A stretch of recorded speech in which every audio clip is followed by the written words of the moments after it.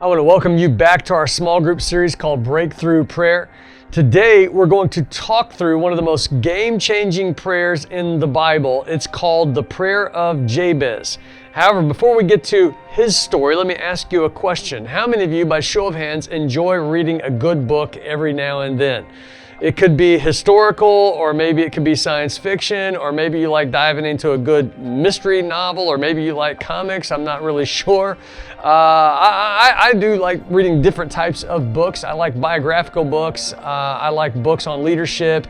But when I was in college, I actually read a book by J.R. Tolkien called The Lord of the Rings. Now, it's possible that some of you have seen the Lord of the Rings movies, but never read the books. I actually read the books in college, and let me tell you, that was some tough reading. The storyline is amazing, and it's completely immersive. But I have to be honest, there were some parts of the book that were straight boring. Usually it would be boring when Tolkien would dive into a long section about the backstory where he was explaining the genealogy of Middle-earth. You know, there were some pretty long sections where the author is explaining this person was the father of that person, and that person was the father of this person, who was the father of that person. And when I would get to those parts of the book, confession time, I would just skim right through them. Well, some of you know this already, but the Bible has some sections like that too. These long sections of genealogy, and while it's all very important, most of us just skim through those points. Let's be honest, right? And that's typically true for the book of 1 Chronicles. In fact, there's a very little content in the book of 1 Chronicles. Instead, it's just one list of genealogy after the other. It's just this person begat that person, who begat this person, who begat that person. And most of us, when we get to that part of 1 Chronicles, you know what we do? We just skim right through that point as well. Well, if you skip through the book of 1 Chronicles completely, you would miss out on one of the greatest prayers mentioned in the Bible. So with that in mind, let's pick up in 1 Chronicles chapter 4, starting with verse 9. It says this: Now Jabez was more honorable than his brothers. His mother had named him Jabez, saying, I gave birth to him in pain. Now the word Jabez literally means pain. So can you imagine being a parent and making the decision to name your child Pain? I mean, we've got Bobby, we've got Susie, we've got David, and oh yeah, over there we've got Pain. That's what we've got, right? Of course, we can laugh at this a little bit, but can you imagine if that was your name? I mean, what a mess would that be, right? I mean, no matter how bad any of my kids get, I would never label any of them as a pain, and yet that's exactly how Jabez grew up. He was always a pain. Unfortunately, many of us are living our lives by a label as well. Not the name our parents gave to us, but maybe the name that someone else gave to us, or maybe a name that we gave to ourselves. Maybe for you it's the name bankrupt, or depressed, or lazy, or failure. Whatever it is, that name or that label can short circuit what it is that God wants to do in your life.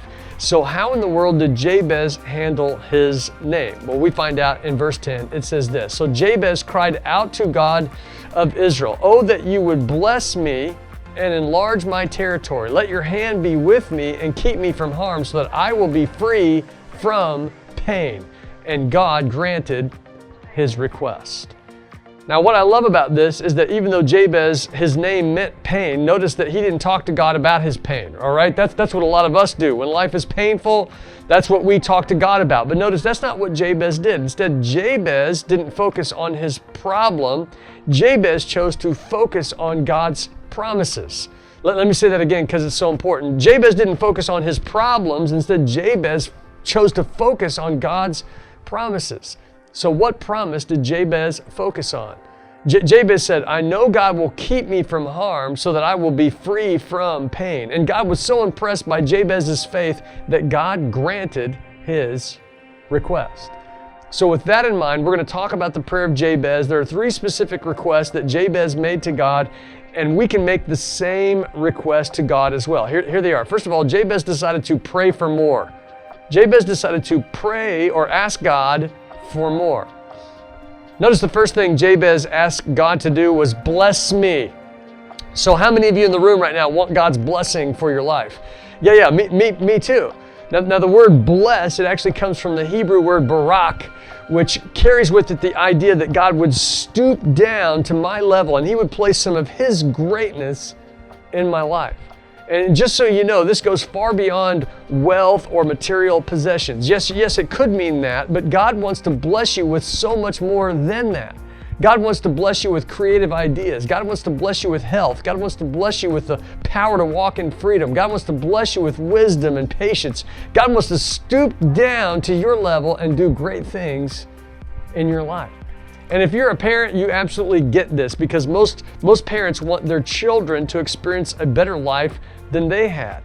And we know that money won't necessarily give them a better life. So what do? We try and pass things along to our kids. We try and pass values and character traits that are going to be a blessing to them. We want them to have a strong work ethic. We want them to be respectful toward others. We want them to always be learning and trying new things. We want them to be generous with others. We want them to value family relationships as well. Why do we want them to do those things? Because we believe that those things are going to lead to a blessed life.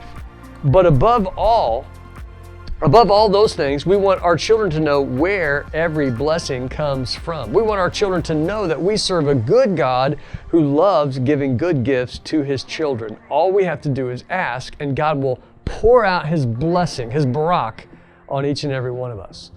And just so you know, I'm not talking about a prosperity gospel here, okay? I'm not saying that we name it and we claim it or we blab it and we grab it.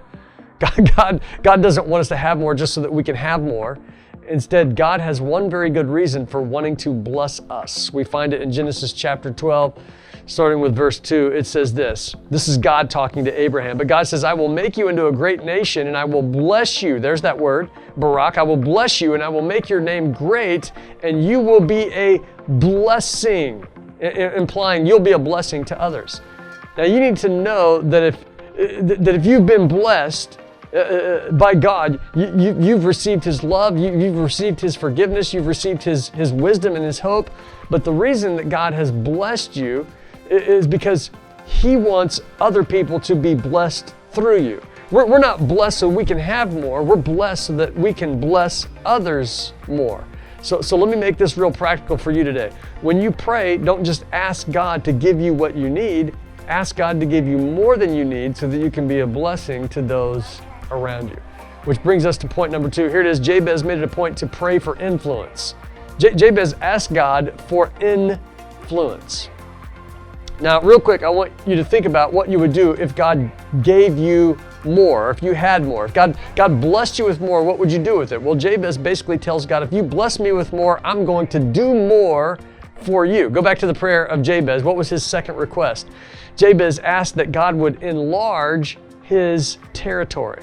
In other words, Jabez was asking God to grow his influence. Now, it's really, really important that we get this, because the happiest people on earth are not necessarily people who don't have any problems, right? That's not what makes us happy, not having any problems. Instead, the happiest people tend to be people who have purpose in their life. They recognize that life is about something bigger than them.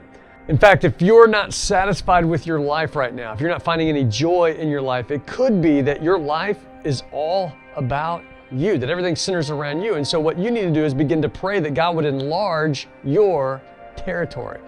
I love this verse in Psalm chapter 2. This is verse 8. It's actually a promise from God. But listen to what God tells us. He says, "Ask me, and I will make the nations your inheritance, the ends of the earth your possession."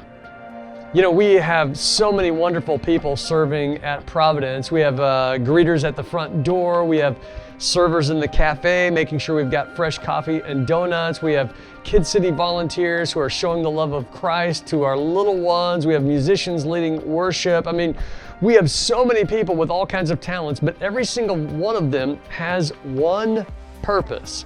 And that purpose is to lead other people to God. In fact, I want you to know, if you are breathing right now, if your pulse if your heart is beating right now, if you've got a pulse, your purpose is to lead people to God. That's why I love Psalm 2, verse 8. It says we can literally ask God to make the nations our inheritance. So let me ask you something. Who is it that you are influencing for God's kingdom right now? If you can't think of anyone, well, it may be time for you to write down the names of 5 people Write them down and begin asking God to give you influence in their lives. Which leads to one final point.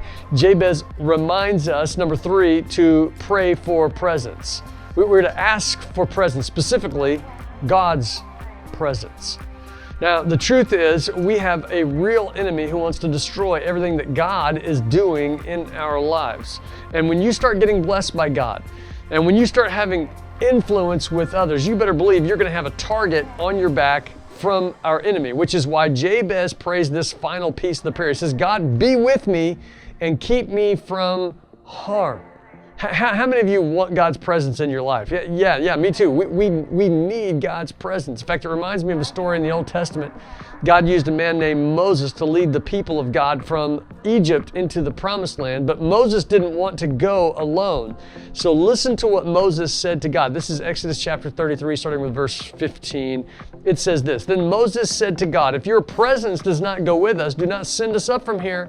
How will anyone know that you are pleased with me and with your people unless you go with us?